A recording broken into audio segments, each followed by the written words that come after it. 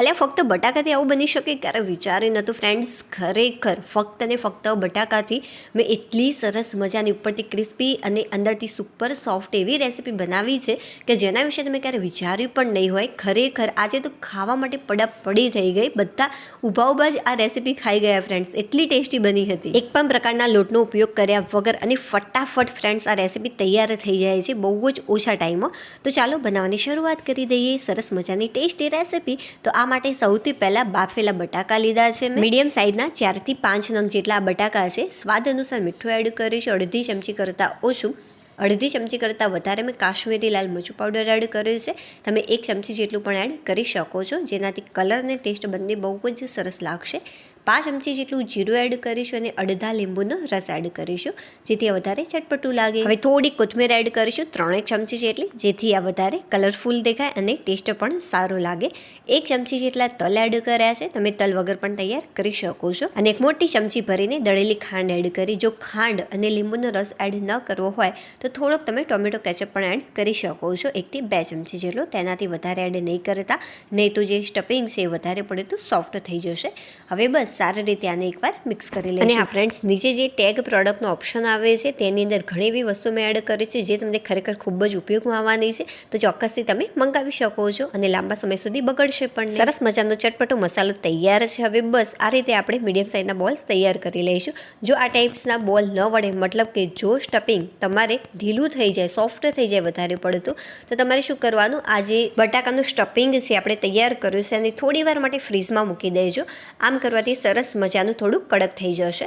હવે એક બાઉલની અંદર 1.5 ગ્લાસ જેટલું પાણી લીધું છે અને અડધી ચમચી જેટલું મીઠું એડ કરી સારી રીતે મિક્સ કરી લઈશું. હવે મેં લીધું છે એક કાચું બટાકું, ઉપરની જે છાલ હતી એ મેં દૂર કરી દીધી. હવે આપણે આ રીતે વિડીયોમાં હું તમને જે રીતે બતાવી રહી છું એ રીતે તમારે કટ કરવાનું. આમ કરવાથી ખરેખર બહુ જ સરસ મજાના એકદમ નાના નાના ટુકડાઓમાં આને ચોપ કરી શકીએ છીએ. તમે જોઈ શકો છો આનું જે કટિંગ છે મેં કેવું કર્યું છે. બને ત્યાં સુધી ફ્રેન્ડ્સ એકદમ ઝીણું તમારે આને ચોપ કરવાનું. જો આ રીતે ન ફાવતું હોય તો તમે ડાયરેક્ટ પણ કટ કરી શકો છો, બટ આ રીતે બહુ જ સરસ રીતે એકદમ ઝીણું ચોપ થઈ જતું હોય છે એકી સાથે અને ફટાફટ. અને હા ફ્રેન્ડ્સ, એક વિડીયો બનાવવામાં ખરેખર બહુ જ મહેનત લાગતી હોય છે. થોડીક પણ રેસીપી તમને યુનિક લાગી રહી હોય, વિડીયો પસંદ આવી રહ્યો તો પ્લીઝ વિડીયોને લાઇક કરી દેજો. ચેનલ ઉપર નવા હોય તો ચેનલને સબસ્ક્રાઈબ કરવાનું બિલકુલ પણ ભૂલતા નહીં. હવે આપણે મીઠાવાળા પાણીની અંદર સારી રીતે આને વોશ કરી લઈશું. આ રીતે મીઠાવાળા પાણીની અંદર વોશ કરવાથી જે સ્ટાર્ચ છે એ ઝડપથી દૂર થઈ જશે અને જે બટાકું છે એ કાળું પણ નહીં પડે. હવે ફ્રેન્ડ્સ, આ બટાકાની અંદર આપણે એડ કરીશું કોર્નફ્લોર. જો કોર્નફ્લોર ન હોય તો આરા લોટનો પણ ઉપયોગ તમે કરી શકો છો. તો 5 ચમચી જેટલો અત્યારે હું કોર્નફ્લોર એડ કરું છું. જો આરા લોટ હોય તો પણ તમે આટલું જ એડ કરજો, 5 ચમચી જેટલો.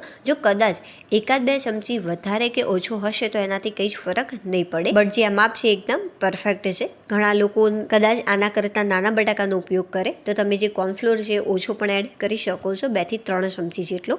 જો હું તમને બતાવું કે કઈ રીતે આપણને આઈડિયા આવે કે કોર્નફ્લોર આપણે કેટલું એડ કરવું. જે પાણી હતું ફ્રેન્ડ્સ એ બધું જ તમારે દૂર કરી દેવાનું અને ત્યારબાદ જ કોર્નફ્લોર એડ કરવાનું. આમ કરવાથી બહુ જ સરસ રિઝલ્ટ મળશે આનું. અને હા ફ્રેન્ડ્સ, બિલકુલ પણ જે રેસીપી તૂટશે કે ફૂટશે નહીં, બહુ જ સરસ બનશે પહેલી વારમાં.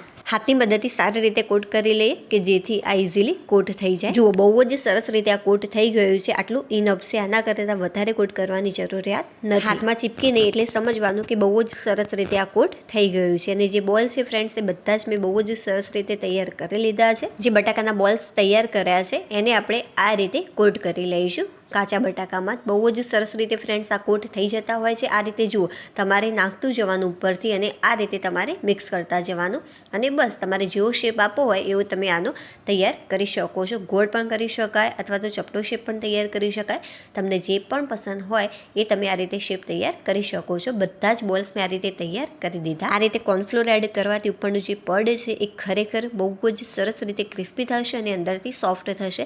જો તમે કાચા બટાકા મોટા કર્યા હશે તો કદાચ કાચા રહી જશે. એટલા માટે ફ્રેન્ડ્સ, બને ત્યાં સુધી એકદમ તમારે ઝીણા કરવાના. મેં કર્યા છે એના કરતાં પણ જો ઝીણા કરશો તો ચાલશે, બટ એના કરતાં મોટા બિલકુલ પણ નહીં કરતા. હવે કઈ રીતે ફ્રાય કરવાના એ જોઈ લઈએ.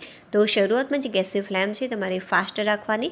તેલ સારું એવું ગરમ થઈ જાય ત્યારબાદ આપણે તૈયાર કરેલા બોલ્સ આ રીતે ઉમેરી દઈશું. તરત જ તમારે આ બોલ્સને ટર્ન નથી કરવાના, 30 સેકન્ડ માટે આ રીતે રહેવા દેવાના અને ત્યારબાદ જ ટર્ન કરવાના. તો ફ્રેન્ડ્સ 30 સેકન્ડ જેટલો સમય થઈ ગયો છે. હવે બસ આપણે જે તૈયાર કર્યા છે બોલ્સ એને આ રીતે ટર્ન કરીશું. એકવાર ટર્ન થઈ જાય ત્યારબાદ જે ગેસની ફ્લેમ છે આપણે મીડિયમ કરી દઈશું. બહુ ફાસ્ટ પણ નહીં અને બહુ ધીમી પણ નહીં, મીડિયમ ફ્લેમ ઉપર ઉપરનું પડ ક્રિસ્પી થાય, કલર સારો એવો ચેન્જ થઈ જાય ત્યાં સુધી તમારે આને ફ્રાય કરવાનું. જો આનો જે કલર છે સારો એવો ચેન્જ થઈ ગયો છે, આ રીતે થોડાક ડાર્ક થાય, ક્રિસ્પી થાય પડ અને જે બટાકું ઉપરનું છે કાચું ન લાગે ત્યાં સુધી તમારે આને ફ્રાય કરવાના.